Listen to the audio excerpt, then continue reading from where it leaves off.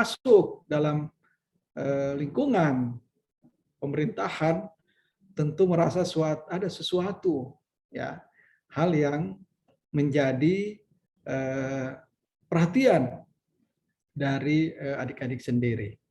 Nah, salah satunya adalah yang hampir dilupakan oleh setiap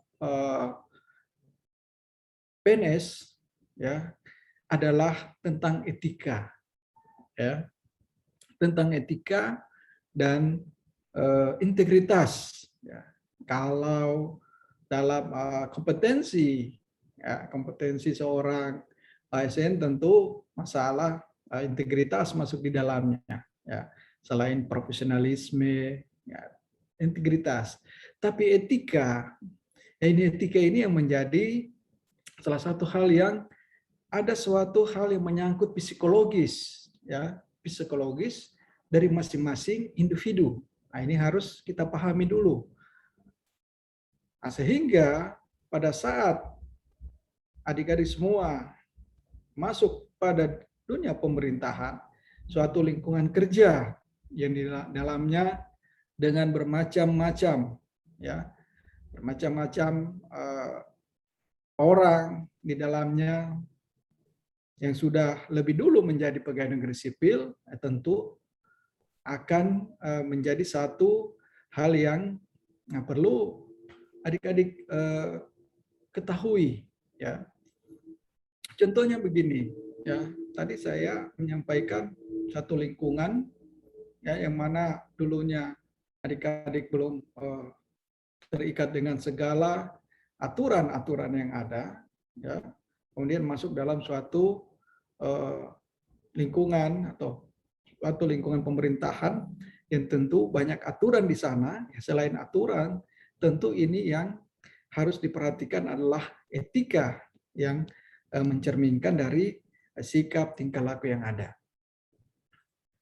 Ini ada satu ilustrasi gambar dalam slide ini yang adik bisa lihat. Ya. Ini adalah suatu gambar di mana ada yang teratur dengan rapi, kemudian ada yang berada di publik. Misalnya di sini ada public entrance masuk, kemudian ada di sini lobbyist entrance, ya. Nah, ini yang satu gambaran di mana bisa terjadi di lingkungan kantor Anda masing-masing, ya. Ya, di interact mechanics of government. Ini satu hal yang memang terjadi di lingkungan Anda sendiri. Coba Anda lihat di saat Anda berada di kantor, ya, apa yang terjadi di sana?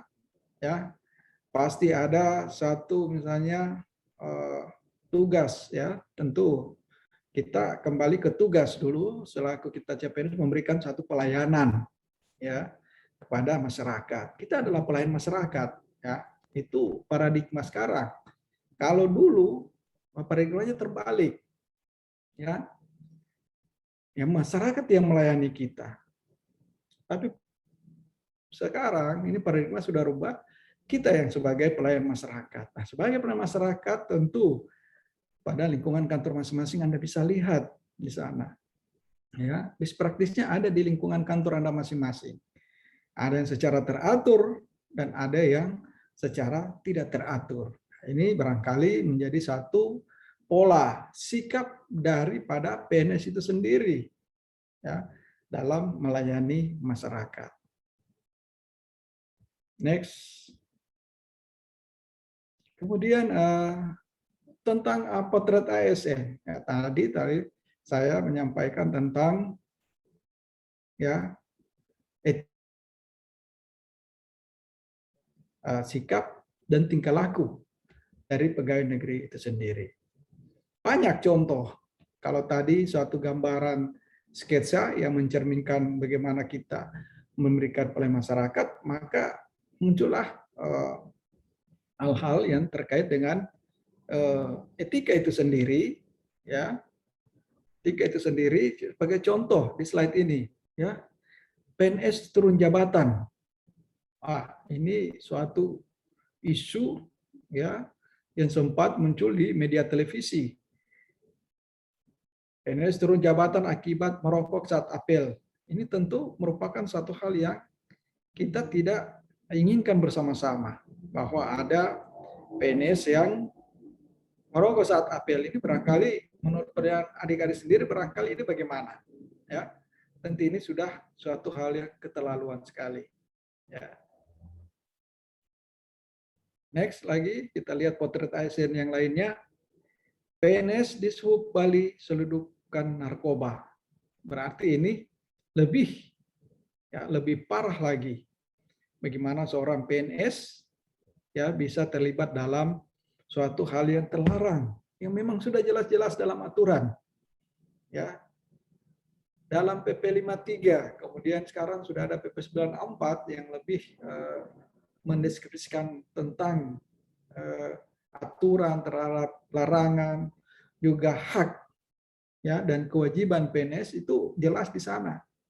Ya, termasuk larangan terhadap penyalahgunaan narkoba. Kemudian ini lagi ya PNS yang melakukan tertangkap main judi saat ini adalah suatu juga hal yang tidak sesuai dengan etika yang ada dalam PNS atau lingkungan PNS. Masih banyak contoh lain yang ingin saya tampilkan kepada adik-adik. Ini puluhan PNS karaoke di jam kerja. Ya. Maka pada saat tertangkap, maka dilakukanlah hukuman. Ya, hukuman disiplin yang berupa hukuman fisik yang ringan, yang masih bisa menjadi suatu yang bisa ditolerir oleh PNS itu sendiri. Ya, ini potretnya. Kemudian ini ada lagi yang viral ya, 1.000 lebih PNS belum masuk pada hari pertama kerja. Kita ketahui bersama bahwa Menteri Pendagangkan Aparatur Negara dalam hal penegakan peraturan tentang ASN ini sendiri selalu mewanti, ya, selalu mewanti-wanti, selalu memberikan suatu pemberitahuan dari awal bahwa setelah misalnya kita diberikan cuti, misalnya dalam cuti hari besar, ya, dalam cuti hari besar Hari Raya Idul Fitri misalnya, yang sudah sangat panjang, ya. Pernah beberapa tahun lalu sebelum COVID, cuti itu sangat panjang, malah sampai 10 sampai 11 hari. Yaitu sebelum COVID ya. Nah, itu membuat para PNS ini terlena. Ya. Terlena sehingga saat ditentukan bahwa pada hari ini atau waktu tanggal tertentu kita sudah masuk kantor, masih banyak juga yang terlambat. Bukan terlambat, malah tidak masuk. Alhamdulillah dengan adanya COVID, malah kita tidak dapat cuti. Ya.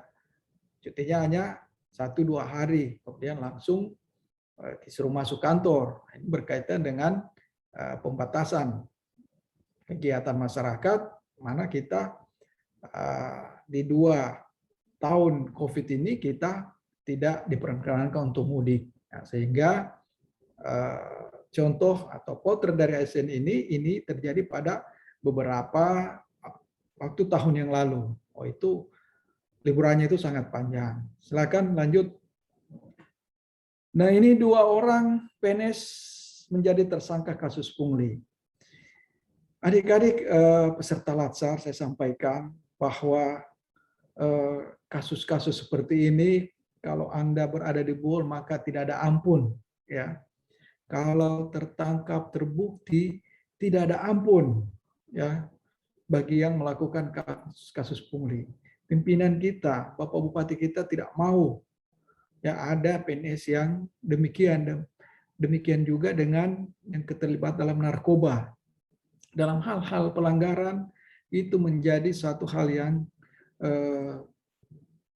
akan menjadi perhatian dari pimpinan, ya. Perhatian, pasti Anda akan dijatuhi hukuman. Pasti Anda akan jatuh hukuman. Lanjut next. Ya, ini lagi salah satu potret yang juga menjadi hal yang juga secara etika tidak bagus, ya. Dan ini menjadi suatu perhatian dari pemerintah di Kabupaten Bohol. Ya, adik-adik ketahui bahwa tingkat masalah seperti ini di Kabupaten Bohol itu sangat tinggi. Saya secara terbuka saja menyampaikan sehingga adik-adik mesti ketahui dan adik-adik peserta harus waspada, hati-hati terhadap hal-hal seperti ini. Ya, tingkat perceraian juga di lingkungan PNS juga sangat tinggi. Nah, ini menjadi satu pekerjaan rumah yang sangat besar untuk kita tuntaskan. Saya selaku sekretaris daerah dalam memberikan suatu keputusan misalnya, ya, misalnya satu perceraian. Perceraian itu harus melalui beberapa tahap. Nah, terakhir itu di tangan Sekda, di tangan Polpen saya yang menandatangan itu perceraian bisa terjadi. Itu alangkah sesuatu hal yang tidak mengenakan bagi saya. Sehingga saya sering menyampaikan seluruh PNS untuk tetap jangan sampai terjadi hal-hal yang disharmonis dalam keluarga. Apalagi sampai terjadi perselingkuhan, mengakibatkan perceraian. Saya paling sangat memberatkan ya, sebagaimana kita umat beragama tentu kita ketahui bersama bahwa dalam Islam itu sesuatu yang sangat dibenci ya oleh Allah Subhanahu wa taala adalah perceraian ya. Jadi jangan coba-coba untuk berselingkuh dan lain-lain sehingga bisa membuatkan disharmonisasi rumah tangga dan terjadilah perceraian. Ya, saya ingatkan kembali bahwa di Bohol sangat tinggi. Kita lanjut, ini adalah potret ASN di Solo ya.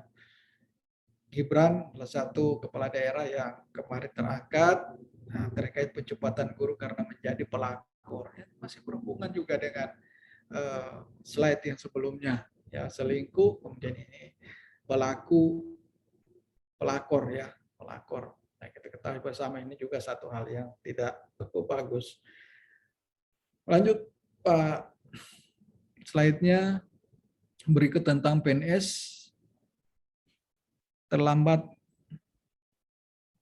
layanan terhambat, layanan samsat terlambat dimulai. Ya, ini juga yang menjadi salah satu hal yang sangat tidak beretika sekali. Kita sudah ketahui ketentuan jam kerja, pelayanan. Ya, kalau seorang petugas misalnya, ya saya sampaikan petugas karena kita pelayan, ya kita pelayan yang memberikan suatu tanggung jawab tugas. Nah, sehingga saya sebut ini adalah petugas. Ya, kalau gambaran di sini karena dia terlambat maka terjadilah antrian yang banyak. Ya, orang menunggu dan lain-lain. Ya, ini bisa saja terjadi di tempat pelayanan publik, misalnya di puskesmas, di rumah sakit dan lain-lain. Ya, termasuk gambar yang hari ini ada di Samsat. Ya. Nah, ini barangkali yang harus menjadi salah satu tekad kita bersama ya selaku CPNS yang nanti akan menjadi PNS untuk bertekad memberikan suatu pelayanan yang prima buat masyarakat karena kita PNS adalah sebagai pelayan masyarakat. Lanjut. Kemudian ini ada juga diduga gelar karaoke saat pandemi, PNS di Bandung terancam kena sanksi. Ya, ada 2.000-an kasus pelanggaran PNS.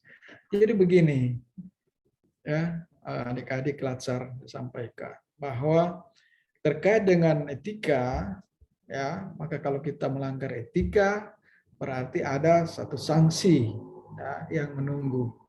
Nah, sanksi ini tentu terdapat dalam aturan-aturan yang ada. Ya. Aturan-aturan mungkin pada materi lain, substansi materi lain, tapi kalau kita bicara tentang etika, tentu pasti ada pelanggarannya berkonsekuensi terhadap pelanggaran disiplin pegawai itu sendiri. Ya, jadi tolong etika ini harus kita jaga dengan baik, ya, kita jaga dengan baik. Nah, kadang dalam suatu lingkungan kerja, hal-hal begini yang sering kita hadapi, ya. Etika tentu akan berkaitan dengan sikap tentu berkaitan dengan mental, berkaitan dengan sikap dan tingkah laku kita sehari-hari dalam mencerminkan pelayanan pada masyarakat, barangkali gitu singkatnya. Lanjut. Rompi orange bagi ASN yang tidak disiplin. Di daerah lain, ya, kita ketahui bahwa terhadap pemakaian rompi ini sudah dilaksanakan, ya, yang tidak disiplin, yang tidak terlambat. Ini mungkin yang tidak terlambat, ya. Di daerah lain itu dipakaikan rompi, ya, rompi kadang terus saya terlambat. Ini dipakai selama hari itu sehingga akan menjadikan contoh bagi pegawai lain untuk jangan berbuat demikian. Berarti memberikan efek jerah agar orang lain atau PNS untuk tidak mengikuti hal-hal yang tidak bagus. Ya. Bapak Ibu sekalian, peserta Latsar yang saya cintai dan saya banggakan, terkait dengan statistik, ya, PNS Buwol yang dijatuhi hukuman disiplin berdasarkan PP 53 2010 tahun 2020. Kita punya data yang sangat cukup, ya, cukup banyak, ya. Ini ada hukuman pendisiplin yang terdiri dari ringan, sedang, dan berat, ya. Itu teguran lisan 1, ya, teguran tertulis 18. Pernyataan tidak puas tidak ada. Kemudian untuk jenis hukuman disiplin sedang, penundaan berkala 12 bulan ada 2, penundaan kenaikan pangkat 12 bulan ada 10, penundaan pangkat 12 bulan tidak ada. Dan yang paling berat adalah penurunan pangkat 3 tahun, 1, pemindahan dalam rangka penurunan jabatan 2, pembebasan dari jabatan 3. Ya, dan pemberhentian dengan hormat tanpa tidak atas permintaan sendiri, Pak. Oh ya, tanpa atas permintaan sendiri. Ya, ini tidak ada. Jadi ini diangkat 2020, ya. 2021 pada posisi Oktober itu juga sudah ada, ya. Mungkin hampir mendekati data juga ini, ya. Itu pada PP 53. 3 minggu lalu keluarlah PP 94 tahun 2021 yang mengganti PP 53. Ini lebih berat lagi, Bapak Ibu sekalian, ya. Teguran lisan itu harus dilaksanakan. Apabila teguran lisan itu tidak dilaksanakan oleh atasan langsung, maka atasan langsung itu juga diberikan hukuman yang sama dengan si pembuat, si yang dijatuhi hukuman. Ya, tolong perhatikan atau baca kembali regulasi baru terhadap PP 94. Ya. Ini yang menjadi salah satu PP yang saya lihat ini barangkali dalam rangka meningkatkan, ya, disiplin. Ya, kalau kita dengan disiplin, kemudian disiplin itu dilanggar, maka ya itu etika yang berlaku di situ, ya. Berarti etika kita tidak sesuai dengan aturan-aturan yang sudah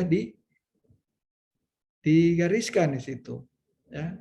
PP 53, kemudian PP 94, nah, artinya di situ. Nah, kalau adik-adik di PP 53 itu akumulasi kehadiran sampai 45 hari, maka di PP 94 10 hari berturut-turut adik-adik sudah bisa diberhentikan dari pegawai negeri. Ya. Kalau yang 53 45 hari. Masih banyak lagi hal-hal yang ada di 94. Di 53 tidak mengatur tentang pelanggaran disiplin yang berhubungan dengan pemotongan tambahan penghasilan pegawai TPP, tapi di 94 itu sudah berbicara tentang hal itu. Dan banyak lagi, ya, mungkin ini di salah satu substansi dari materi yang ada. Jadi ini ya datanya, dan data lain itu pada posisi Oktober tahun ini sepertinya sudah hampir sama. Silakan next. Nah, untuk itu di tahun 2020 kita sudah membuat satu peraturan Bupati nomor 30 tahun 2020 tentang kode etik pegawai negeri sipil. Ya, kemudian juga banyak peraturan Bupati lainnya. Dengan adanya Perbup ini, maka dalam 8 area monitoring central protection dari KPK, kita dari area aparatus sipil negara kita sudah sangat tinggi, hampir mencapai 100 ya. Hampir mencapai 100 karena kita ada beberapa peraturan bupati terkait dengan ASN itu dikeluarkan di tahun 2020 ya.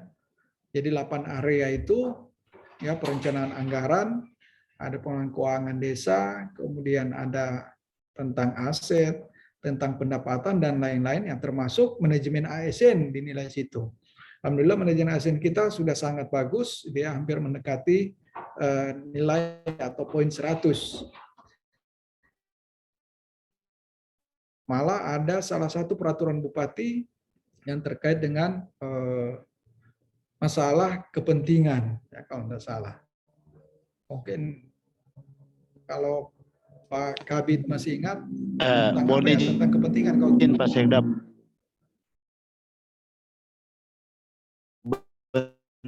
benturan kepentingan untuk mengilustrasikan pada kita semua bahwa jangan sampai ada kepentingan kita yang masuk dalam pelaksanaan tugas-tugas kita, ya, termasuk tugas-tugas dalam melayani masyarakat. Apabila ada itu, maka kita bisa dijatuhi hukuman. Ya, ini sudah kami sampaikan di sini. Jadi dalam manajemen ASN kita sudah sangat bagus, ya. Jadi kita yang terbaik di Sulawesi Tengah dalam MCP oleh KPK. Nah, kita nilai poinnya tinggi di manajemen ASN ini, termasuk peraturan Bupati Buol tentang kode etik pegawai negeri sipil dan peraturan Bupati, saya lupa nomornya, yang jelas tentang benturan kepentingan. Jadi ini sangat hati-hati ya, menjadi seorang PNS, khususnya di Kabupaten Buol, ya, mesti hati-hati Pak. Bapak Ibu sekalian, peserta latsar, saya sampaikan hati-hati. Karena semua kita diatur oleh aturan, baik aturan yang paling tinggi tentang undang-undang, kemudian peraturan pemerintah, dan peraturan kelembagaan lainnya, apakah PRKBKN, atau Permenpan yang mengatur Permendagri, nah, kemudian terakhir ada peraturan bupati yang juga harus kita taati bersama. Nah, ini tidak lain adalah untuk membatasi kita agar aparatur sipil negara atau pegawai negeri sipil di lingkungan pemerintah kabupaten ini sangat bagus. Lanjut, Pak. Nah, sekarang kita masuk pada substansi daripada etika itu sendiri, yang secara etimologi yaitu adalah etika biasanya dianggap sebagai satu sistem sosial atau kerangka kerja untuk perilaku yang dapat diterima. Etika biasanya digunakan untuk mengatur perilaku masyarakat agar dapat tercipta keteraturan, sehingga etika akan berupa hal-hal baik yang harus dilakukan dan hal-hal buruk yang harus dihindari. Etika berhubungan dengan perilaku. Jadi tadi saya sudah sampaikan kepada peserta latsar semua bahwa etika berhubungan dengan sikap, berhubungan dengan perilaku kita sehari-hari. Ada hal yang sudah kita misalnya etika itu lahir dari kebiasaan misalnya, ya.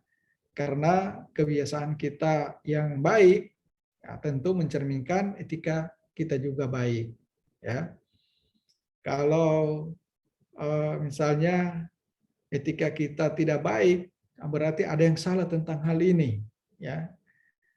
Nah, tentu kita akan melihat apakah ini dari faktor pendidikan atau faktor lingkungan yang ada di sekitar kita yang membentuk hal ini pada diri kita, ya. kita menjadi baik atau kita menjadi buruk.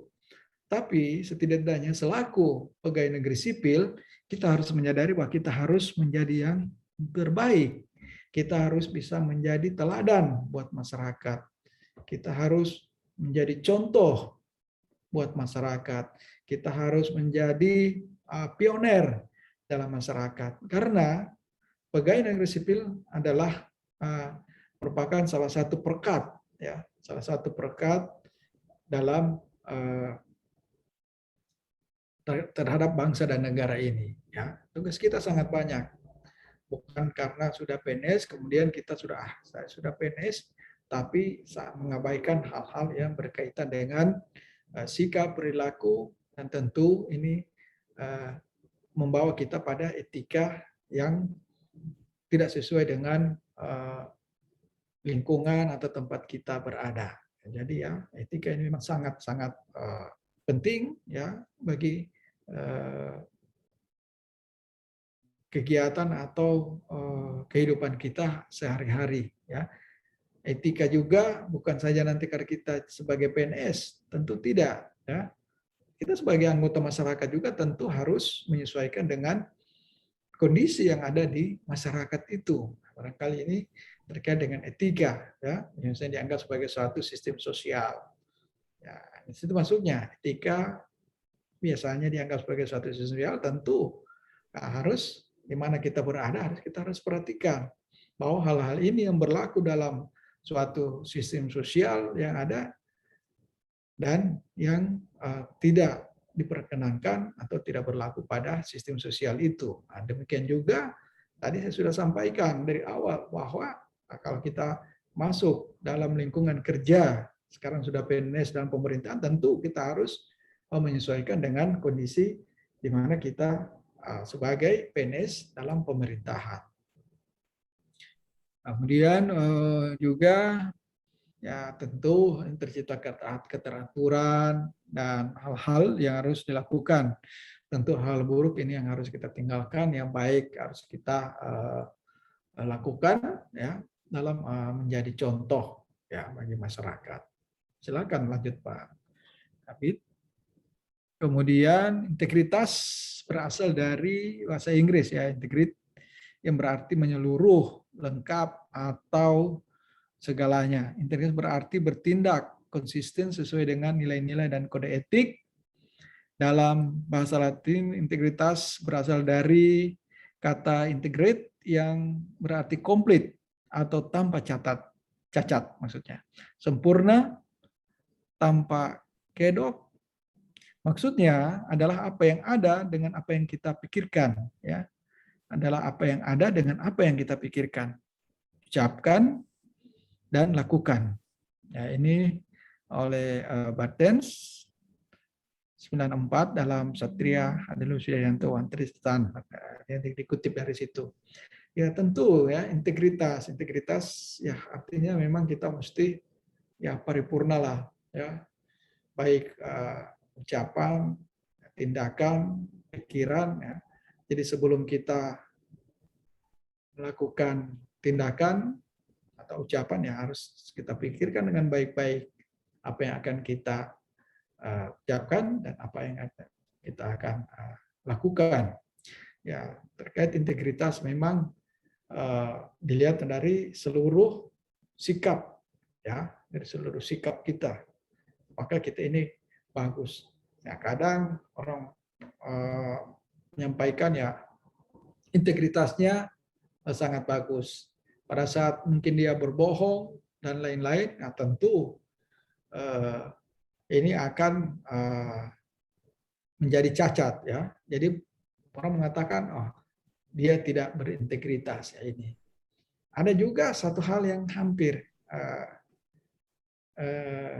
saya bukan menyampaikan mirip dengan integritas, tapi ada juga kalau kita mengenal kata amanah ya, hampir mirip-mirip juga amanah. Bahwa seseorang itu diberikan jabatan sebagai amanah ya. Jadi begini, saya bisa mengilustrasikan amanah itu adalah begini. Ya. Misalnya adik-adik para peserta laser itu misalnya dititipi orang uang 1 juta ya, tolong uang ini disampaikan kepada si Fulan misalnya 1 juta ya, itu terdiri dari 10 lembar 100.000. Nah, tapi pada saat dia menyerahkan uang tersebut pada si Fulan, uangnya tidak berkurang, dia tetap 1 juta jumlahnya, ya. Tapi dia sudah ada di sana, misalnya sudah terganti dengan ada yang 50.000, ya. Nah, ini mencerminkan orang ini tidak amanah, ya. Orang ini tidak amanah karena pada perjalanan penyampaian sesuatu itu yang berupa amanah itu sudah tidak sesuai lagi dari si pemberi amanah, ya. Uang 1 juta memang benar sampai kepada yang bersangkutan, tapi di dalamnya sudah terganti misalnya bukan 100.000 10 lembar, tapi misalnya sudah terganti dengan ada 50.000 di dalamnya, tapi jumlahnya tetap. Nah, itu yang menyebabkan orang itu juga tidak amanah. Kata dia memang betul-betul dia melaksanakan tugas, tapi dalam perjalanan dengan tugas itu ada saja yang terjadi.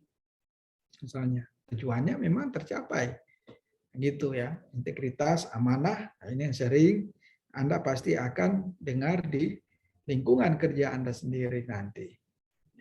Nah, lanjut, Pak. Kemudian untuk pegawai aparatur sipil negara yang selanjutnya disebut pegawai atau ASN adalah pegawai negeri sipil dan pegawai pemerintah dengan perjanjian kerja yang diangkat oleh pejabat pembina kepegawaian dan diserahi tugas dalam suatu jabatan pemerintahan atau diserahi tugas negara lainnya dan digaji berdasarkan peraturan perundang-undangan sesuai pasal dan undang-undang yang ada, yaitu kita ketahui semua bahwa berdasarkan Undang-Undang Nomor 5 Tahun 2014 tentang aparatur sipil negara.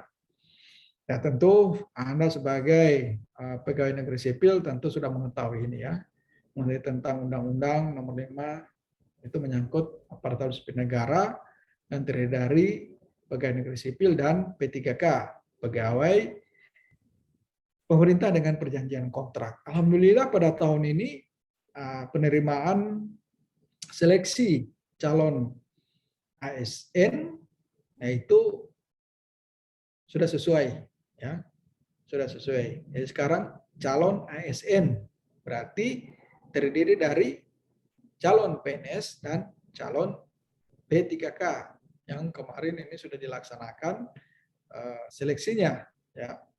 Seleksinya sudah dilaksanakan untuk tahap untuk PNS ya, dan P3K non guru itu sudah dilaksanakan. Sekarang tinggal satu tahap lagi yang ada, yakni tentang kemarin seleksinya adalah standar kompetensi dasar. Kita sudah laksanakan di Kabupaten Buol dari tanggal 14 sampai dengan tanggal 20 September. Dengan sistem computerized assessment test yang tentu ini adalah suatu sistem ya, suatu sistem yang memang diciptakan oleh Badan Kepegawaian Negara yang sangat transparansi dan akuntabel. Ya. Mengapa saya sampaikan di sini? Saya garis bawahi kembali, dia sangat transparansi. Transparansinya di mana? Transparansinya di sana. Ya, kalau Anda CPNS sekarang berarti tahun lalu sudah mengikuti ini CAT, ya. Itu tanpa Anda sadari bahwa di luar itu sudah dipantau, dimonitoring oleh banyak orang. Real time. Itu nama Anda itu bergantian, ada urut 1, urut 2, urut 3, tiba-tiba naik ke urut 2, urut 1, itu saling bergantian sesuai dengan seleksi yang ada, baik itu tes wawasan kebangsaan, intelijensia, dan sikap, ya. Itu naik turun nilainya, ya. Di situ transparansi, semua orang bisa memonitoring terhadap pelaksanaan itu.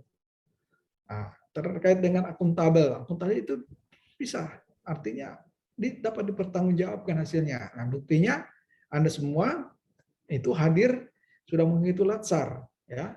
Dan Kabupaten Bol ini sudah kesekian kali melaksanakan itu, dan malah kita 2019 mendapat penghargaan terbaik dalam pelaksanaan tes seleksi CPNS melalui CAT.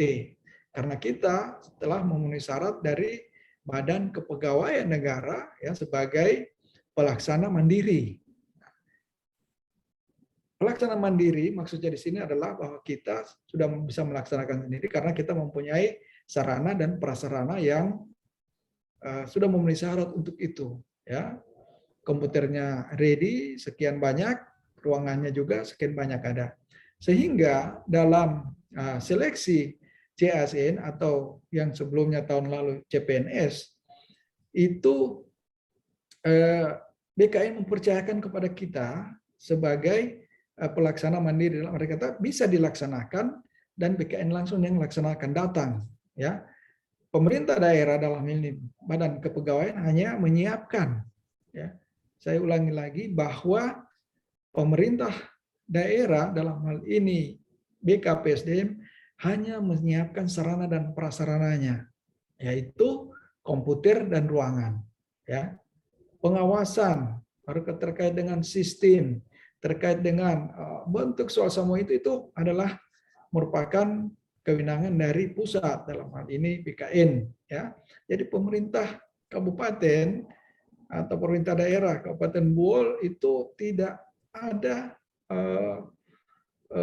selain menyiapkan daripada ruangan dan komputer.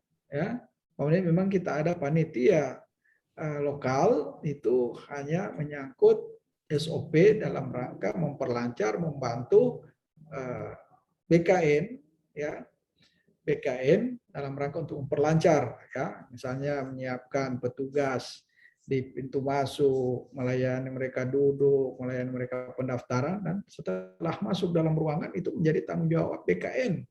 Hanya orang-orang BKN yang berada di dalam, ya, aula chat itu, ya. Ini perlu saya jelaskan pada adik semua.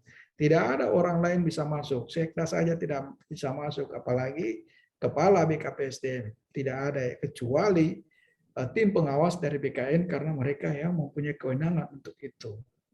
Alhamdulillah Anda semua sekarang sudah latsar dan sudah melalui tahap itu. Ya, kita di Kabupaten Bol nanti menunggu waktu setelah SKD, kemudian ada SKB. Namun ada memang satu seleksi yaitu P3K yang guru itu dilaksanakan oleh instansi tersendiri yang juga menjadi tanggung jawabnya dari Kementerian Pendidikan, dan di daerah adalah juga menjadi tanggung jawab Dinas Pendidikan. Ya.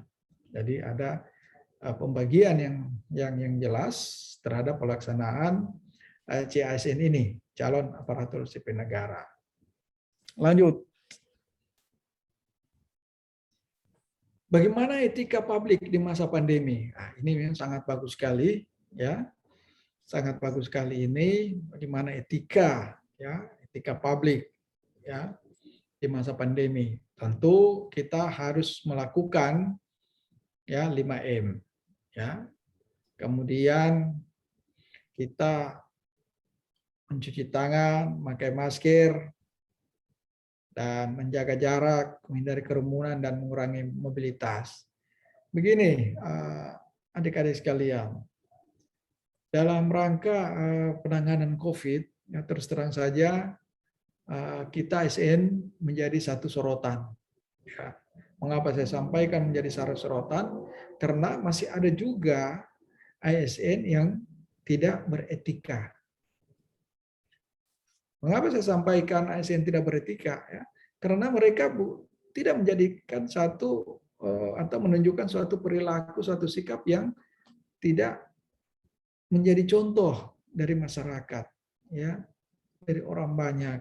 Dan justru ASN itu sendiri berarti ini sangat tidak beretika sekali. Ya, misalnya memberikan contoh tidak memakai masker, ya, di lingkungan kerjanya maupun di lingkungan masyarakat, di jalan dan lain-lain, atau ke mana ya, ke tempat ibadah, ya. kemudian juga tidak menjaga jarak, misalnya, kemudian kita harus menghindari kerumunan, ya, dan harus mengurangi juga mobilitas. Ini banyak ASN yang sempat, ya, saya sampaikan di sini bahwa banyak, ada beberapa sih, bukan banyak, ada beberapa ASN yang demikian itu, ya, sehingga berhubungan kembali dengan pelanggaran, ya, karena etika yang ditunjukkan di publik tidak bagus, kemudian ada laporan dari masyarakat, dari foto-foto atau bukti yang ada, maka ASN tersebut dipanggil, diundang, di BAP oleh BKPSDM, kemudian dijatuhi hukuman sesuai dengan pelanggaran yang dilakukan. Jadi kami sangat mengimbau bahwa adik-adik selaku CPNS, ya, harus memberikan contoh yang baik terhadap pelaksanaan di masa pandemi COVID-19 ini. Dalam kaitan juga itu, kita setelah ini melakukan 5M, ya, kemudian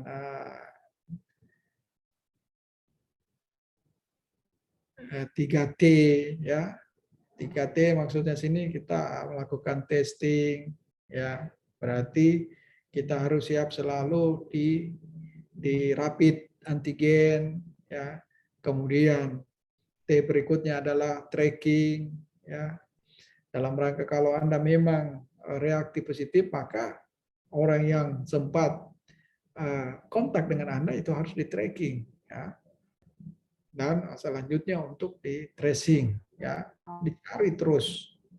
Nah, ini yang menjadi suatu contoh, suatu keharusan bagi seorang PNS, ya, dalam memberikan suatu contoh yang beretika terhadap publik. Ya.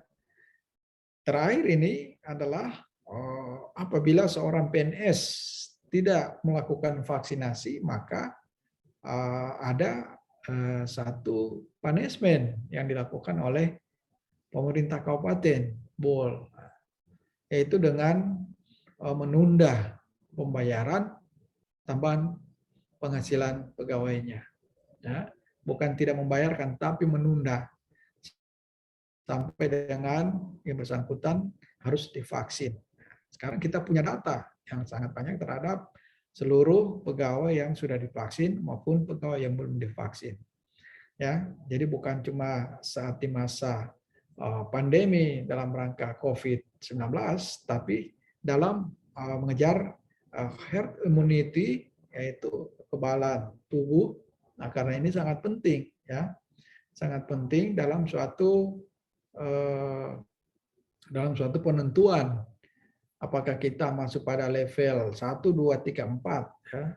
Nah, sekarang kemarin tanggal 4 pengumuman dari pemerintah pusat bahwa kita masih pada level 3. Sedangkan daerah kita, tetangga kita, Toli-Toli sudah level 2, Kota Palu yang dulu sangat tinggi, sekarang sudah level 2. Nah, ini menjadi satu pertanyaan bagi kita, bahwa kenapa Buol belum? Ya, tentu selaku PNS kita, Anda selaku CPNS, juga harus membantu pemerintah dalam hal ini meningkatkan herd immunity. Insya Allah dengan presentasi vaksinasi yang sudah makin tinggi, insya Allah kemudian penurunan terhadap orang yang mempunyai gejala COVID-19 itu makin kurang, ya, artinya yang menderita COVID-19 makin turun, kemudian vaksinasi makin tinggi, maka herd immunity kita makin tinggi. Nah, dengan demikian, maka level kita akan turun, dan kemudian pembatasan kegiatan masyarakat atau PPKM itu akan banyak terbuka. Misalnya TPM, ya, tatap muka dalam sekolah itu juga akan dibuka. Nah, ini memang berkaitan sangat banyak. Tapi kalau di daerah-daerah lain ini memang sangat penting. Kenapa sangat penting? Ya, dengan adanya ini level turun, maka misalnya ekonomi bisa jalan bagus, mal-mal bisa dibuka dengan sekian persen pengunjung dan lain-lain. Nah, ini barangkali akan menjadi satu bahan refreshing kita bahwa etika publik dalam pandemi juga ini, peran dari PNS atau CPNS itu sangat dibutuhkan untuk berkontribusi. Lanjut.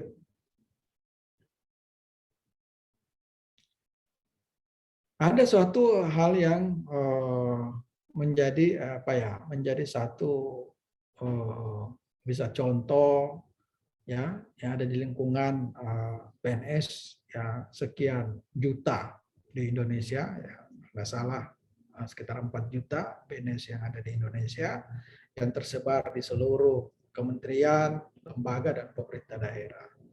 Ada nilai-nilai yang di salah satu kementerian, kita ambil contoh ini Kementerian Keuangan terkait dengan integritas ya, yaitu di mana berpikir, berkata, berperilaku dan bertindak dengan baik dan benar serta memegang teguh kode etik dan prinsip-prinsip moral ya. Nah, ini barangkali contoh di Kementerian Keuangan.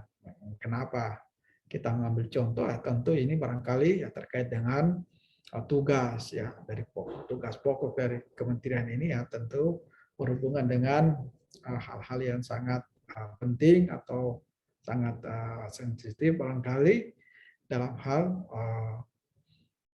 terkait dengan integritas ya.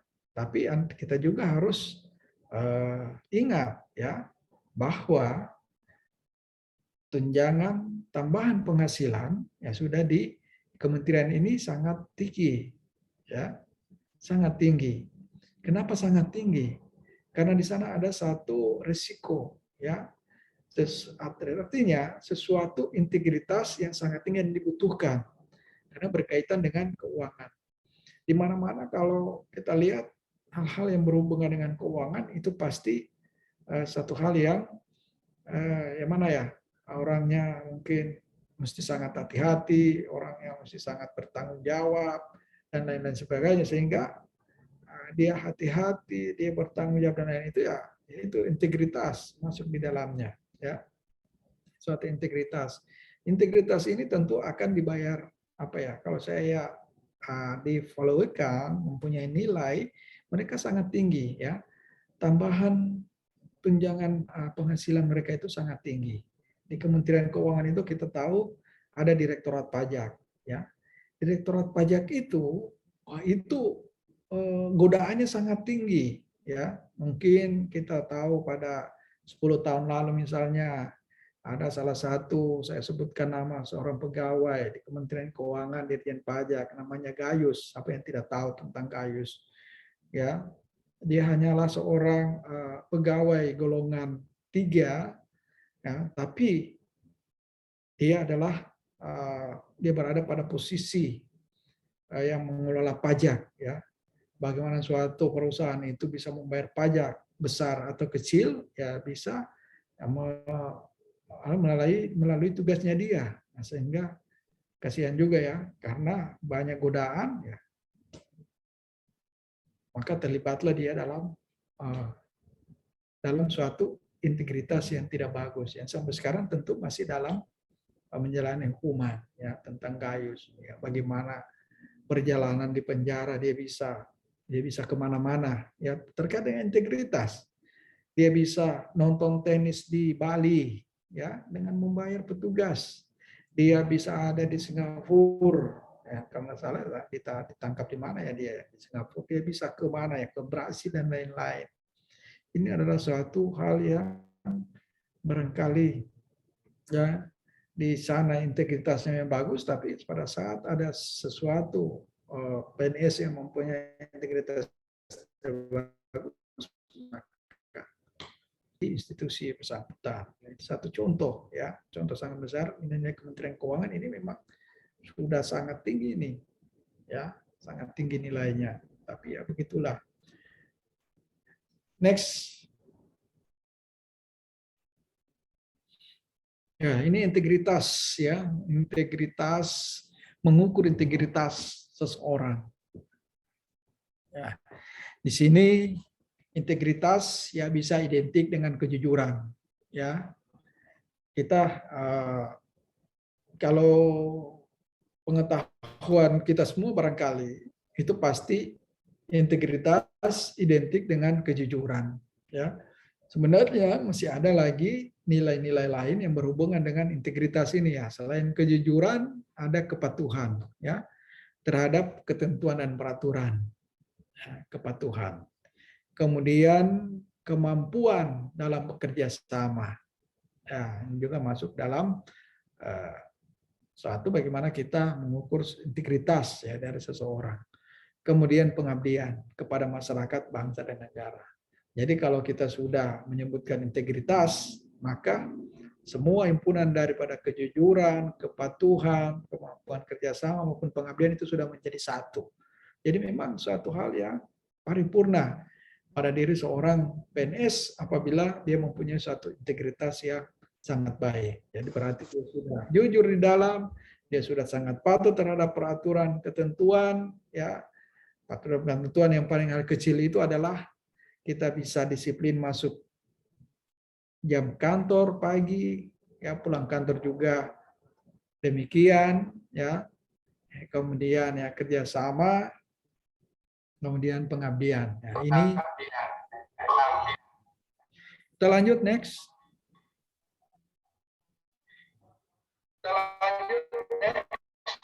Nah, ini ada ASN yang berprestasi yang mungkin kita merupakan satu best practice yang bisa kita lihat. Kita lihat coba ditampilkan Pak tentang ASN yang berprestasi. Sekarang juga ASN yang berprestasi itu artinya sebelum dia jadi ASN ya mungkin sudah berprestasi dari awal sehingga pemerintah sangat memperhatikan. Ya para atlet sekarang ya diberikan kesempatan untuk melamar jadi calon aparatur sipil negara. Ya, satu hal terumusan yang bagus. Silahkan kita akan lihat dulu tampilan atau best praktis dari ASN yang berprestasi. Jangan-jangan yang tampil ini adalah Pak Kepala Bidang, Pak Arfandi ini.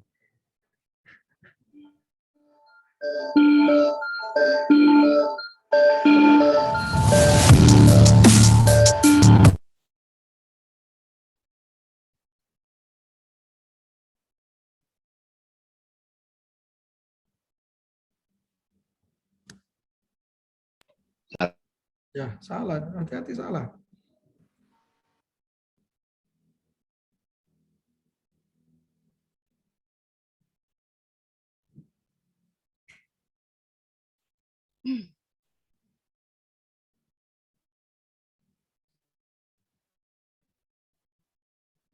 Bagaimana, Pak Arfandi? Apa bisa ditemukan? Bisa Pak, bisa. Mohon izin sebentar Pak.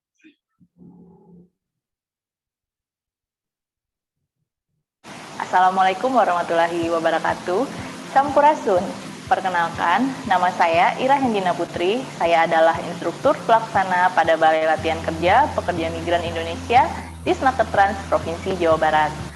Menjadi ASN milenial merupakan kesempatan untuk menjadi agent of change, merubah paradigma yang kurang baik tentang PNS, membuktikan dengan karya-karya dan prestasi. Kesempatan-kesempatan yang datang pada saya selama saya bekerja di pemerintah Provinsi Jawa Barat sebagai PNS merupakan anugerah yang luar biasa, dan kesempatan itu pula yang menjadi semangat dan juga pengingat saya untuk terus melakukan inovasi dalam bekerja. Hambatan-hambatan ketika bertugas tentu saja ada, dan pastinya hambatan itu bukan menjadi suatu blok untuk membatasi diri melakukan suatu karya atau inovasi. Justru hambatan tersebut menjadi pemacu agar bisa menghasilkan sesuatu. Dan selama bertugas, atas izin pimpinan dan tentunya dukungan dari seluruh rekan kerja, saya berhasil melakukan beberapa inovasi yang manfaatnya bisa dirasakan langsung oleh masyarakat, juga oleh instansi tempat saya bekerja. Dimulai dari tahun 2019, saya tergabung dalam tim akreditasi, berhasil mendapatkan sertifikat akreditasi untuk BLKPMI. Kita mendapatkan 3 sertifikat akreditasi pada 3 program kejuruan di BLKPMI. Kemudian mulai dari tahun 2019, saya mau menciptakan formula untuk melakukan pendaftaran peserta pelatihan secara online. Pada tahap pertama sekali diimplementasikannya inovasi tersebut, kami berhasil mendapatkan 1.500 orang calon peserta yang mendaftar melalui seleksi online tersebut. Hal ini merupakan hal baru di BLKPMI dan tentunya hal ini dilakukan tanpa anggaran juga. Kemudian di tahun 2020 saya tergabung juga dengan tim ISO di BLKPMI dan alhamdulillah tahun 2020 BLKPMI berhasil mendapatkan sertifikat ISO 9001-2015. Dan di tahun 2020 kita semua sama-sama menghadapi situasi baru di era new normal akibat adanya pandemi COVID-19 ini, but we don't give change the pandemic to overpower us. So, kita bikin pelatihan online di 2020. Kita buat pelatihan English online class, dan pelatihan ini dimulai dari tahap perencanaan, kemudian juga implementasi sampai ke evaluasinya. Saya susun sedemikian rupa. Pelatihannya saya transformasi, pelatihan yang selama ini terselenggara di BLKPMI, kemudian ditransformasi ke online, dan alhamdulillah pelatihan ini berjalan dengan lancar. Terdapat 300 orang kurang lebih peserta yang mendaftar untuk mengisi 20 posisi yang tersedia. Nah, pelatihan ini juga terselenggara tanpa dukungan anggaran APBN ataupun APBD. Semuanya Rp0 tanpa anggaran, dan peserta tetap antusias dari awal hingga akhir pelatihan berlangsung. Pelatihan ini juga mendapatkan pengakuan dari ILO. Kami alhamdulillah mendapatkan peliputan oleh ILO melalui proyek Women in STEM. Kemudian di tahun berjalan juga beberapa hal yang saya lakukan untuk kemajuan instansi juga. Saya melakukan beberapa transformasi selain tadi sudah melakukan seleksi pendaftaran secara online, kemudian di 2020 juga saya mulai melakukan seleksi secara online, dan ini juga terus berlangsung di 2021 ini, seleksi secara online ya, dengan keterbatasan di tengah pandemi ini. Kemudian juga di 2021 ini salah satunya karena kita juga masih pandemi, saya juga menciptakan buku tamu online, dan saya juga di 2021 ini tergabung lagi di dalam tim pembangunan zona integritas menuju WBK dan WBBM. Alhamdulillah BLKPMI masuk ke 7 besar yang diajukan ke Kemenpan RB. Sebenarnya mungkin apa yang saya lakukan ini memang adalah semata-mata memang tugas yang harus saya lakukan sebagai ASN. Tetapi apa yang saya lakukan ini tentunya harus juga ada dampak dan manfaatnya bagi masyarakat. Banyak yang sudah merasakan manfaatnya. Nah, bukan suatu yang harus bukan suatu hal yang harus saya banggakan berlebihan. Tetapi jika ini bisa menjadi motivasi bagi semua orang, terutama rekan saya sebagai ASN, untuk membuktikan kepada masyarakat bahwa kita sebagai PNS, sebagai ASN, terutama ASN Jawa Barat, adalah ASN yang berkualitas dan bisa menghasilkan banyak hal, berinovasi dalam banyak karya, agar bisa memberikan manfaat dan dampak langsung kepada masyarakat. Sekian dari saya, mudah-mudahan ada manfaat yang bisa diambil. Terima kasih. Assalamualaikum warahmatullahi wabarakatuh. Assalamualaikum warahmatullahi wabarakatuh. Nama saya Dr. Eni Rohaini, biasa dipanggil dengan Dr. Cinta. Saya Kepala Bidang Kesehatan Masyarakat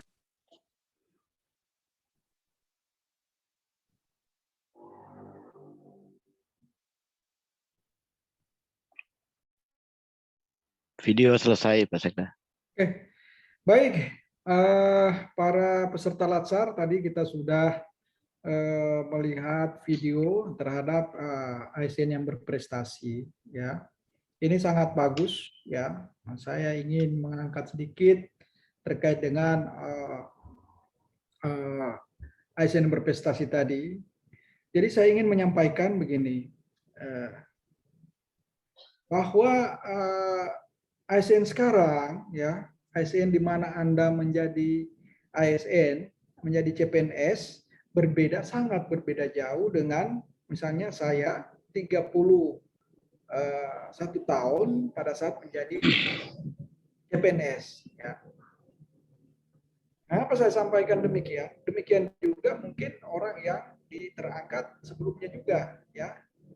Yang sekarang Anda ini adalah ASN, ya, yang milenial, ya, yang lahir atau yang yang terangkat pada zaman yang sangat berbeda jauh dengan kondisi di mana teman-teman lain terangkat, misalnya Pak Afandi, Pak Rahmat, dan mungkin yang lain-lain. Ya. Sekarang Anda adalah merupakan ASN yang terangkat pada zaman milenial, ya. Apa saya sampaikan sekarang ini akan menjadi suatu tantangan Anda ke depan pada seluruh aspek, ya. Ini pasti akan Anda hadapi pada seluruh aspek. Saya sampaikan pada seluruh aspek seperti apa yang sudah kita nonton di video tadi, ya. Artinya gambaran di video tadi itu ya itu sudah mengarah ke sana, ya. Anda harus berinovasi di dalamnya. Tadi yang video pertama itu inovasinya sudah sangat bagus, ya. Dia bisa berperan di unit kerjanya, ya, dengan inovasi yang ada. Kemudian ada hal-hal yang dia lakukan, ya. Dia lakukan jadi suatu suatu kerja yang mempunyai suatu standar, ya. Dan tadi sampaikan bukan suatu standar lokal yang digunakan, tapi merupakan satu standar internasional, yaitu ISO. Ya. ISO ini sangat menjadi suatu ketentuan yang sudah diakui oleh internasional apabila kita sudah mendapatkan predikat itu. Jadi bukan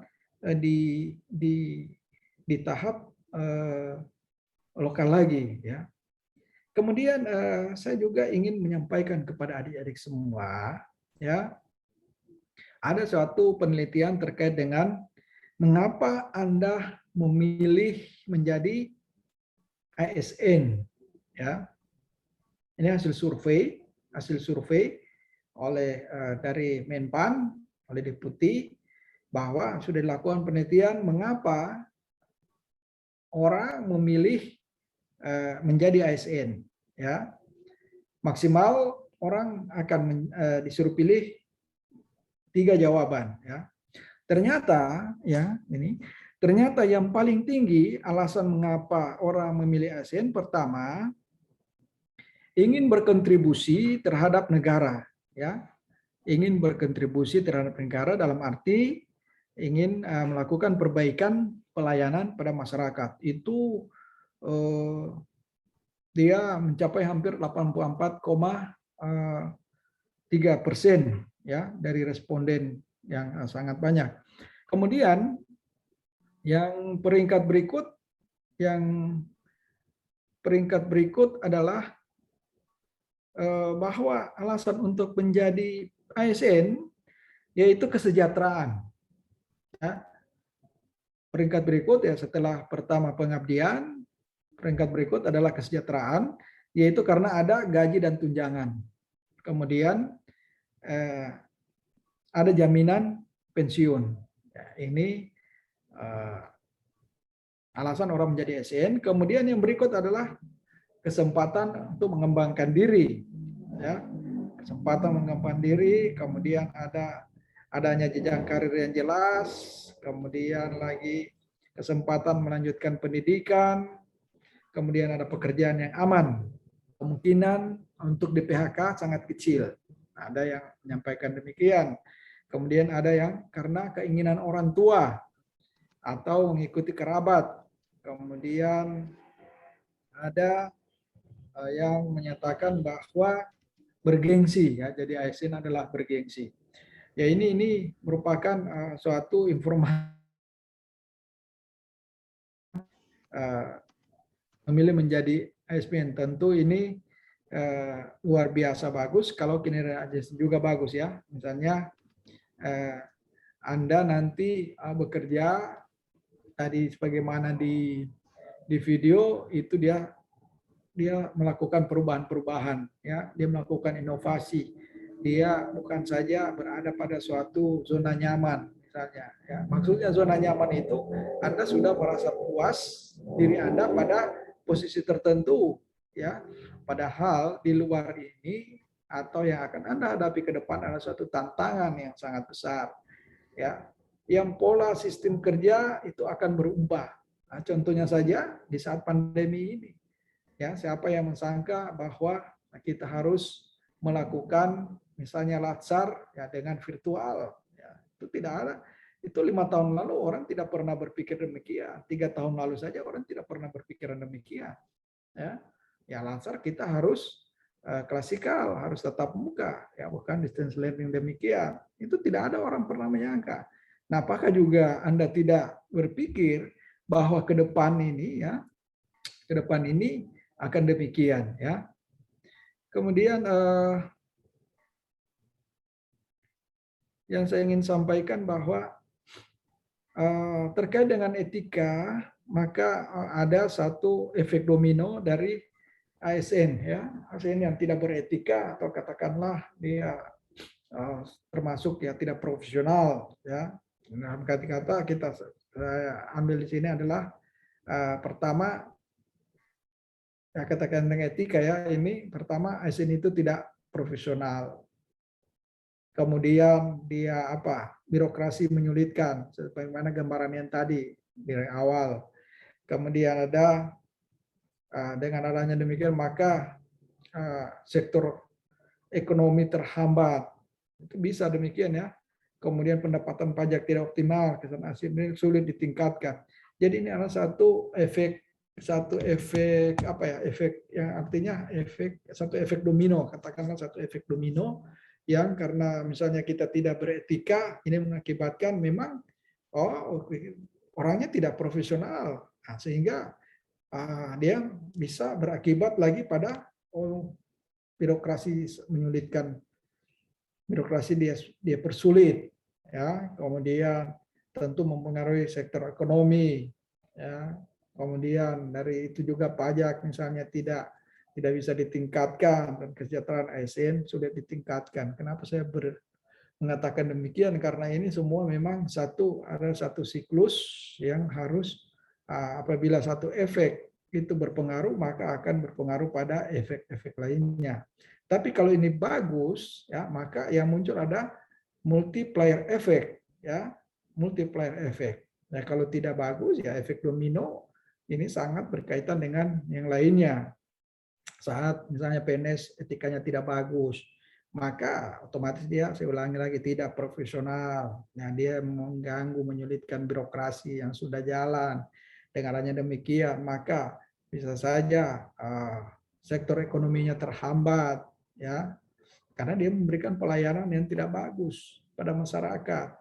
Dengan adanya demikian, kalau sektor ekonomi terhambat, maka terkaitan dengan pajak kita akan tidak optimal, sehingga semua ini akan bermuara pada kesejahteraan ASN yang sulit tingkatkan, ya. Kalau ini bagus, ya, maka pemerintah atau pimpinan kita akan berpikir, berarti kalau kita kerja profesional, ya, etika kita sangat bagus, memberikan contoh pada masyarakat puas terhadap pelayanan kita dan lain-lain, tentu kesejahteraan kita juga bisa ditingkatkan melalui tambahan tunjangan penghasilan yang ada, ya.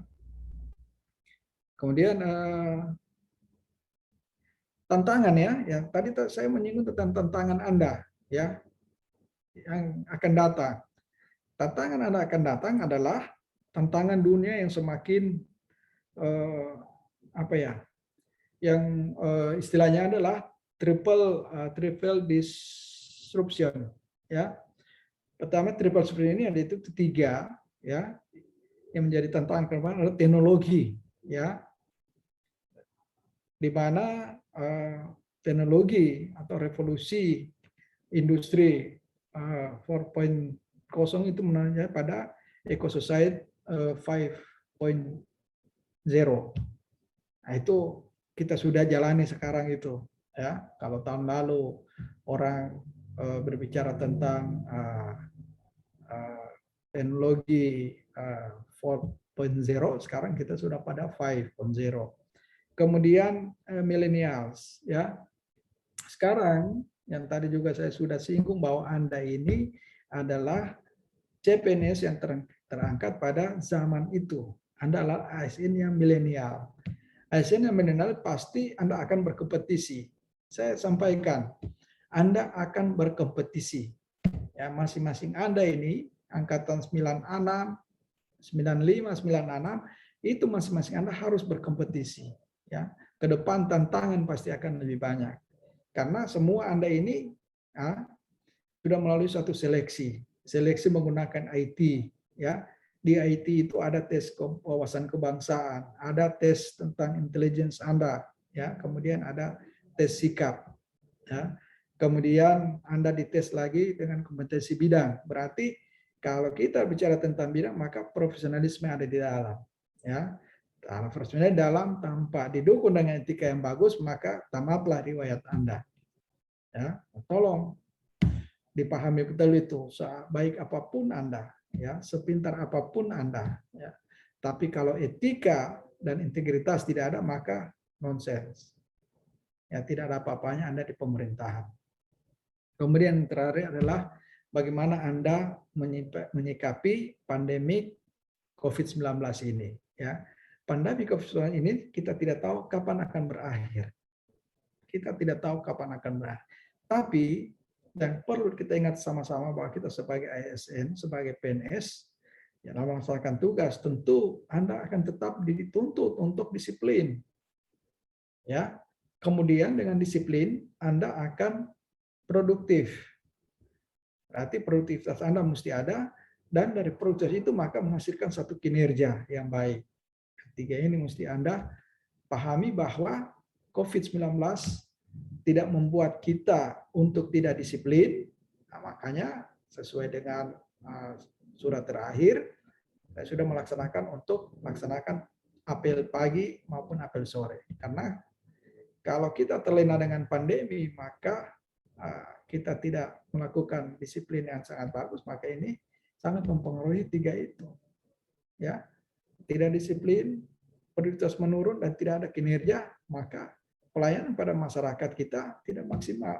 Kemudian mempengaruhi atau ada efek domino yang terbawa pada segala segi aspek kehidupan yang ada, baik ekonomi, ya, dan lain-lain. Muaranya pada kesejahteraan masyarakat, ya, termasuk kesejahteraan PNS itu sendiri.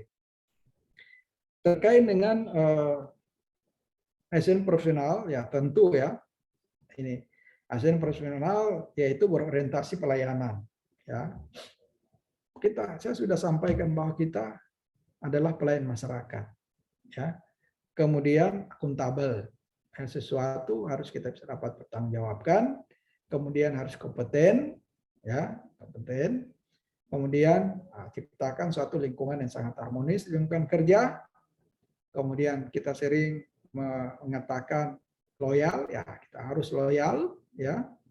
Apakah kita loyal kepada pimpinan, pada aturan? Nah, saya sampaikan nanti pada satu saat Anda itu akan berhadapan dengan kata loyal ini pada dua, ya, pada pimpinan dan pada aturan. Nah, kalau dalam dua pilihan begitu, mana yang Anda akan ikuti?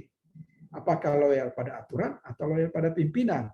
Ya, nanti Anda jawab sendiri. Kalau Anda sudah dapat jawabannya, nanti tolong datang ke saya, sampaikan sendiri ke saya bahwa saya akan loyal pada ini. Ya, tugas rumah ini ya. Saya mau lihat siapa yang pertama datang ke saya, cari saya di kantor, di mana saja, menyampaikan, Pak, ada yang Bapak sampaikan, pasti kita sampaikan terkait dengan loyal, maka saya akan loyal kepada aturan atau pada atasan pimpinan. Ya. Kemudian kita harus adaptif, ya.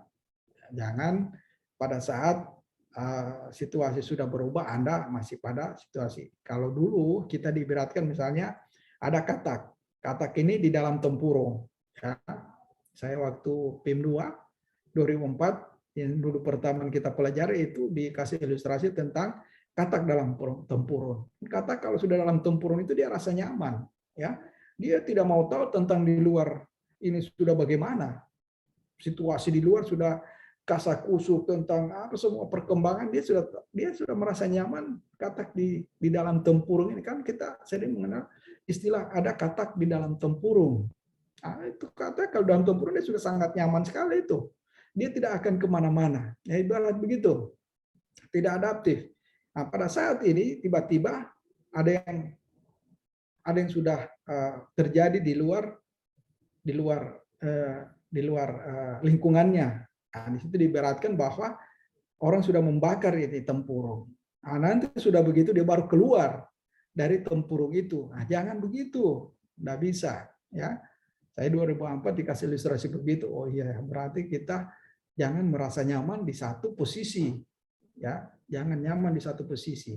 Pada saat pimpinan bilang, saudara mutasi ke sana, ya ke sana, pilih ke sana, pindah. Nah, padahal kita sudah merasa nyaman di sini, kita sudah kuasai pekerjaan, kita sudah. Tapi jangan ambil sikap demikian. Begitu dipindahkan ya pindahlah, tidak ada masalah. Ya. Kemudian mampu berkolaborasi. Ya, kita mampu berkolaborasi dengan sekeliling. Ya, dalam arti kata bisa kerjasama antara peserta yang lainnya. Nah, mungkin di pendidikan ini juga ya, tolong kita harus berkolaborasi. Jadi ini barangkali yang terkait dengan etika, ya kita harus menjadi birokrasi bersih, kompeten dan melayani. Ya. Ini yang akan menjadi tujuan daripada aparatur sipil negara yang tujuannya emas di tahun 2024. Barangkali Bapak Ibu sekalian, sebenarnya banyak yang ingin saya sampaikan terkait etika, karena etika ini tentu akan menjadi satu kunci, ya, satu kunci keberhasilan kita dalam menjadi suatu ASN atau pegawai negeri sipil yang baik. Ya. Harus kita mempunyai etika dan integritas. Ya, integritas itu berarti purna ya. Tadi sudah dalam materi dalam slide sampaikan ada kejujuran, bisa kerjasama dan lain-lain sebagainya. Nah, ini harus kita pahami, kita jalani, kita implementasikan bersama-sama bagaimana seorang PNS itu mempunyai etika ya, dan integritas yang baik. Tadi juga sudah ada contoh-contoh. Jadi sudah gamblang sekali sebenarnya ini yang disampaikan. Ada contohnya, yang mana yang tidak bagus, yang mana yang dari awal slide kita tampilkan yang tidak bagus. Pada akhir slide kita tampilkan yang bagus. Ya, mana seorang ASN bisa berinovasi, dia bisa berbuat ya. Bagus sekali. Tadi dari Bandung, ya dari Dinas Tenaga Kerja, dari Balai Latihan, yang sudah sampaikan. Ya, saya ingin bahwa di BUOL ini insya Allah ke depan akan lahir PNS-PNS yang demikian, ya, PNS-PNS yang penuh inovasi yang bisa membuat BUOL ini lebih maju, ya, bukan cuma maju, maksud saya BUOL ini 3 kali lebih maju dari sekarang. Kalau cuma maju ya berarti itu terlalu pelan, ya. Kalau 3 kali lebih maju berarti kita melakukan lompatan-lompatan, ya, bukan. Orang bilang ada yang jalan di tempat, wah ini lebih tidak bagus. Ada orang bilang jalan perlahan-lahan, ada orang bilang berjalan, ada yang hampir berlari. Ya. Tapi orang tidak akan tidak akan sama yang dilakukan kalau dia melakukan lompatan.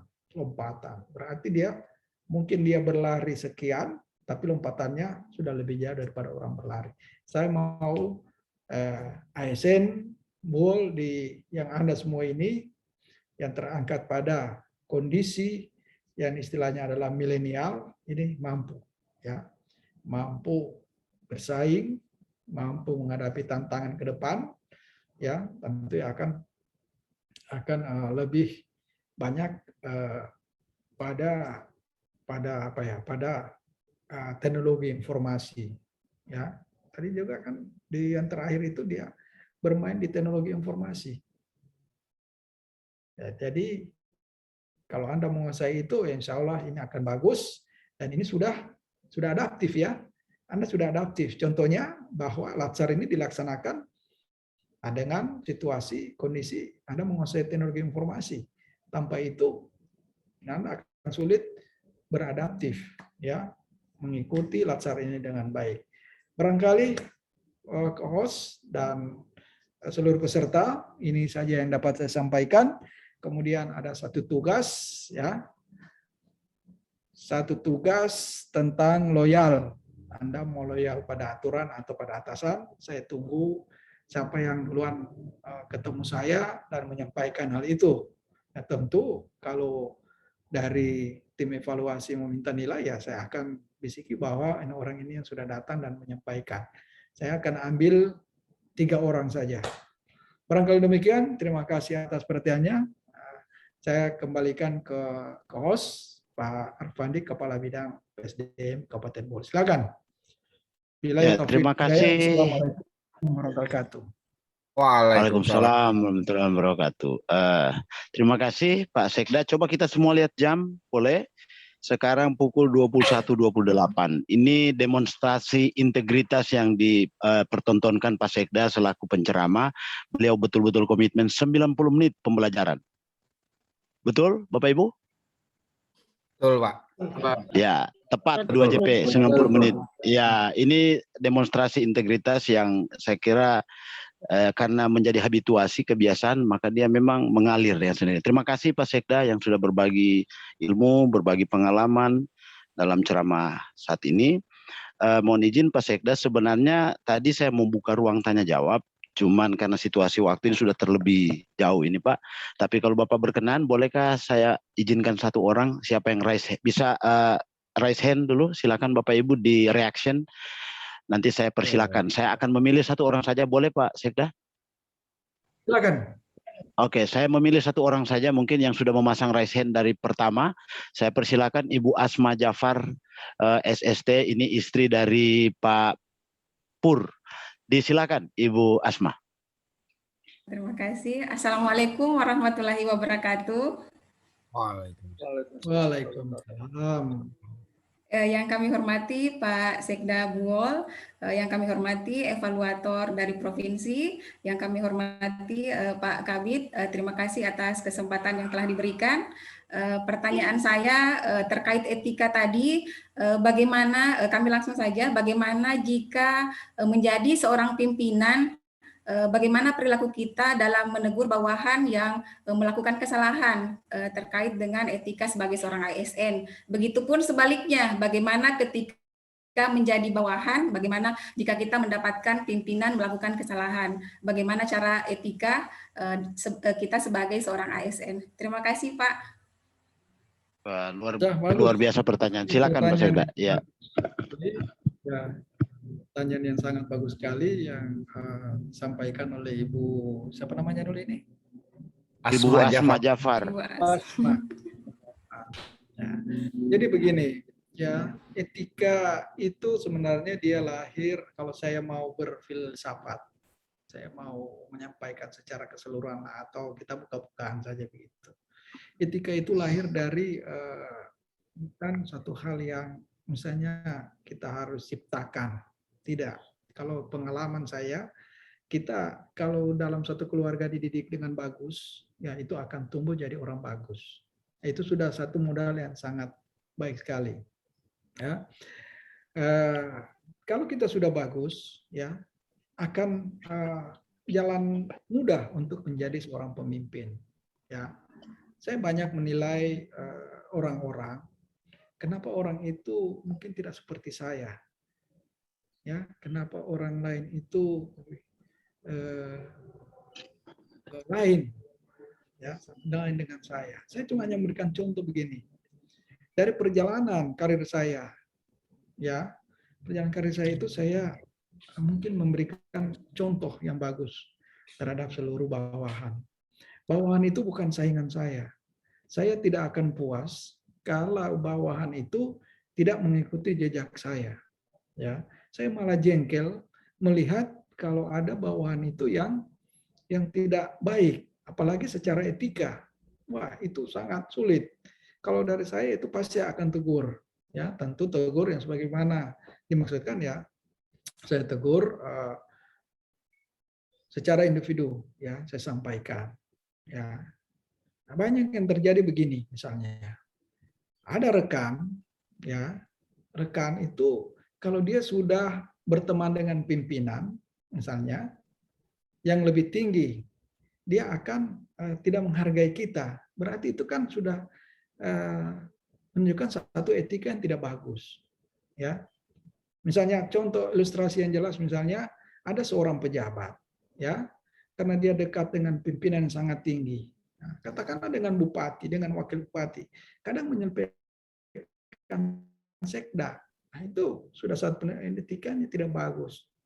Karena saya pernah mengalami itu dan tidak ada hal yang demikian. Contohnya, saya pernah menjadi satu orang kepercayaan bupati. Kemana-mana kalau bupati berhalangan, bukan wakil, bukan sekda yang mewakili beliau, tapi saya selaku asisten. Disposisi itu bukan ke sekda, bukan ke wakil, tapi asisten. Wakili saya ke Jakarta, kemana, segala macam. Tapi saya masih menghargai wakil bupati. Ya, saya hargai wakil bupati. Jadi cara menghargainya secara halus. Ya, surat perintah tugas, saya suruh tanda tangan bupati. Wakil bupati. Perintah bupati, wakili. Misalnya disposisi. Tugas mesti bupati hadir di Jakarta. Tapi disposisinya langsung asisten satu wakili saya. Saya secara etika saya harus ke wakil bupati. Pak Wakil Bupati, ini ada disposisi Pak Bupati, saya disuruh wakil beliau. Ya, mau muka apapun mukanya Pak Wakil Bupati itu saya terima. Tapi karena memang ini perintah atasan, maka dia tanda tangan SPT. SPPD-nya itu saya minta tanda tangan Pak Sekretaris Daerah. Pak Sekretaris Daerah lihat, wah memang perintah Bupati, bukan permintaan saya. Dia tanda tangan. Nah, itu cara menghargai secara etika. Dan ini pasti tidak semua orang bisa melakukan, ya. Karena contohnya ada, orang kalau sudah dekat bupati pasti sekda mereka lewat. Sudah dekat wakil bupati pasti sekda mereka lewat, dan itu ada. Dan saya menyatakan bahwa alhamdulillah saya tidak pernah begitu. Itu tentang etika. Ya. Jadi sepertinya langsung saya sampaikan secara terang-terang kepada Anda. Ada pejabat ada yang begitu. Kalau sudah dekat bupati lupa sekda. Sudah dekat wakil bupati, lupa sekda. Ya, saya tinggal, oke lah kalau demikian, karena memang etika itu memang suatu hal yang lahir dari seluruh perilaku kita ini. Ya. Kemudian bagaimana seorang bawahan dalam rangka katakanlah mengoreksi pimpinan. Ya. Kalau saya terbuka kalau dikoreksi, tidak masalah, ya. Walaupun sudah seorang sekda begini, kadang kepala bagian datang, Pak. Ini apakah tidak sebaiknya begini? Oh iya, betul. Terima kasih atas sarannya. Ya, karena seorang sekda, seorang pemimpin itu juga manusia, ya. Manusia biasa, bukan Superman, ya. Apalagi Batman, yang pasti ada salah. Jadi kalau hal-hal koreksi begitu, sebagai seorang pemimpin harus diterima. Nah, kecuali kalau ada pemimpin lain. Nah, kebetulan kalau ke saya terima aja itu. Kalau ada koreksi demikian, ya, karena memang kita bukan Superman, ya, karena memang manusia itu ya tidak sempurna dan ada salah. Tidak ada masalah. Ya, sepanjang itu. Nah, jadi kalau kita menyampaikan harus secara baik juga. Tentu kita harus mengetahui karakter, ya, karakter dari pimpinan kita. Jadi begini, kuncinya begini, ya. Yang pertama Anda lakukan sebagai staf itu pelajari karakter dari pimpinan Anda. Cari dia punya karakter, bagaimana orangnya, bagaimana mental model. Saya sampaikan saja mental model, karena begini. Dari Anda semua ini, jumlah Anda semua ini pasti mental modelnya beda. Ya. Demikian juga terhadap pimpinan Anda. Itu pasti beda, mental modelnya beda. Mental model berarti hampir sama dengan karakter masing-masing. Lihat, ini orangnya bagaimana. Tentu kalau orang pemarah, orang gampang tersinggung, penyampaian tidak sama dengan orang yang bisa menerima, welcome sekali terhadap seluruh syarat dan kritik yang membangun dan lain-lain. Artinya ini tinggal cara saja dari kita untuk memahami siapa pemimpin kita dulu, gitu ya. Barangkali begitu dari saya. Terima kasih atas pertanyaannya. Ya, terima kasih Pak Sekda atas jawabannya. Saya kira jelas, tidak ada diskusi lanjutan. Ibu Asma bisa ya? Bisa Pak, bisa. Oke, ya mohon maaf untuk antusias sekali ini Pak Sekda. Seluruh peserta ini hampir semua raise hand, tapi saya close dulu Pak, karena kita sudah berada di pukul 21.37, setengah 10 Pak. Tidak terasa, saking menariknya materi dan percakapan ini Pak. Pak Sekda mohon izin, saya hanya ingin mengingatkan kembali video untuk seluruh CPNS. Tadi dia menekankan bahwa inovasi yang dia lakukan itu Rp0 tanpa biaya APBD maupun APBN. Nah, saya teringat arahan Pak Sekda di kami di BKPSDM, khususnya di kami di bidang pengembangan, bagaimana Pak Sekda pernah arahkan bahwa kalau ada uang semua orang bisa bekerja. Nah, tapi bagaimana berinovasi tanpa uang? Jadi video ini baru muncul, arahan ini sudah kami terima jauh hari. Itu mungkin Pak Sekda. Seluruh CPNS terkait tugas Pak Sekda tadi, mohon izin Pak Sekda, di samping tugas yang Pak Sekda sudah sampaikan tadi, juga seluruh CPNS harus membuat resume materi malam hari ini. Itu kami tunggu jam 9 di bidang pengembangan SDM.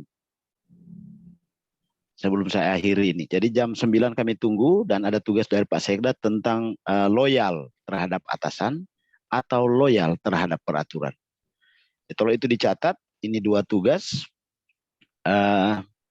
Mungkin bisa diakhiri Pak Sekda atau ada tambahan lagi? Ya, closing statement barangkali. Ya, silakan Pak Sekda. Jadi betul apa yang disampaikan Andi, ya begitulah. Jadi begini ya, adik-adik semua. Kalau Anda mau ukur kinerja, ya, itu dari target yang sudah ditentukan dia harus lebih. Itu kinerja. Jadi misalnya Pak Arfan ini bikin pelatihan dengan biaya sekian, tapi dia bisa laksanakan dengan jumlah yang sekian. Nah, berarti itu satu kinerja yang sangat bagus. Ya.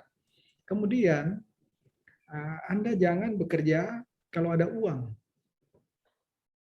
Jangan bekerja kalau ada uang. Nah, itu pasti akan tidak menimbulkan inovasi. Sebab begini, siapa saja kalau ada uang pasti dia bisa lakukan. Jadi jangan aduh nanti ada duit baru saya mau kerja yang bagus. Jangan, tolong jangan. Karena saya sudah praktekkan ini semua. Ya, saya sudah praktekkan bagaimana satu kinerja bagus itu tadi sebagaimana contoh dari yang sekian kita bisa lebih melakukannya. Kemudian saya sampaikan bahwa jangan tergantung dari uang yang ada. Ya, kalau uang yang ada bukan nanti Anda di situ Anda bisa, orang lain juga bisa. Ya, jadi siapa saja kita taruh situ bisa mengerjakan sesuatu kalau ada uang. Tapi bukan berarti kalau uang juga menentukan segalanya. Tidak. Ya, di situ kita diajak berpikir. Di situ kita diajak nanti berinovasi. Oh kalau begitu ini kita lakukan ini, kita lakukan ini. Nah, itu sudah berpikiran untuk berinovasi itu namanya. Ya, kan tidak ada uang, tapi dia bisa melakukan. Ya, inovasi itu kan begitu. Ya, inovasi itu hal sesuatu yang tidak ada dia bisa adakan tentu dengan satu pemikiran, satu langkah yang inovasi lah, yang inovasi yang oh ya ini. Jadi itu yang harus Anda lakukan. Ya, barangkali demikian. Terima kasih atas semuanya. Assalamualaikum warahmatullahi wabarakatuh. Selamat malam. Terima kasih. Demikian close statement dari Pak Sekda. Terima kasih Pak Sekda. Mungkin perlu kita garis bawahi terakhir ini, saya tertarik apa yang Pak Sekda sampaikan tadi bahwa Anda pintar tetapi Anda tidak berintegritas, Anda tidak berarti apa-apa. Ini tolong dicatat Bapak Ibu. Saya menunggu resume itu besok jam 9. Sekali lagi terima kasih Pak Sekda, sehat selalu, sukses untuk Pak Sekda dalam menjalankan tugas dan tanggung jawab Pak. Terima kasih. Ya, selamat malam ya. Terima kasih juga untuk seluruh CPNS yang sudah berpartisipasi aktif, mengikuti kegiatan dengan baik. Selanjutnya saya serahkan room ini ke Pak Rahmat Hidayat selaku evaluator yang masih fresh. Terima kasih. Assalamualaikum warahmatullahi wabarakatuh. Selamat malam. Waalaikumsalam warahmatullahi wabarakatuh dan selamat malam. Terima kasih Pak Sekda udah memberikan meluangkan waktunya untuk kedua kalinya nih.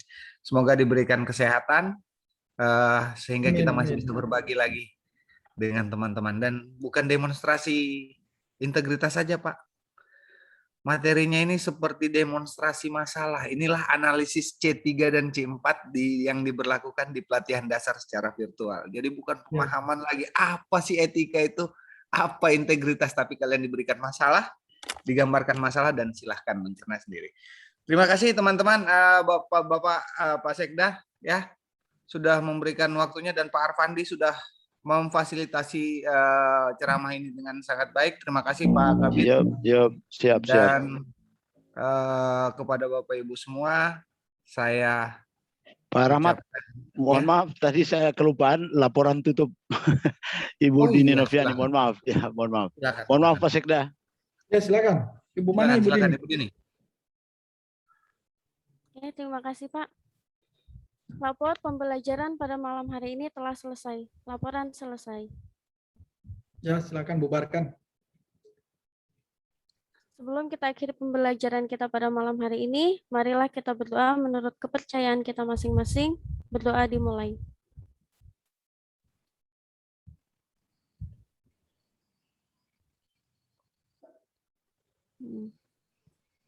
Istirahat di tempat, gerak.